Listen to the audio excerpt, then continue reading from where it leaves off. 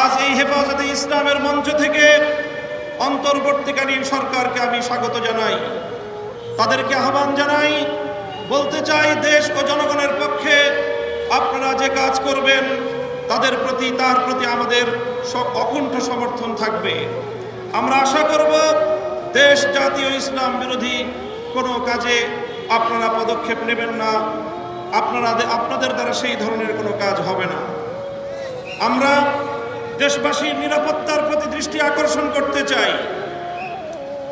সংখ্যালঘু, industrial area, বিভিন্ন market সহ ব্যবসা বাণিজ্যের স্থান, আবাসিক এলাকা, মহাসড়কগুলোতে আমাদের হেফাজতে ইসলামের নেতাকর্মী, আলেম সমাজে দেশবাসীকে ভলেন্টিয়ারের দায়িত্ব পালন অব্যাহত রেখে দেশের শান্তি শৃঙ্খলা অব্যাহত রাখার জন্য যে কোনো ত্যাগ স্বীকার করতে আমি আহ্বান জানাই।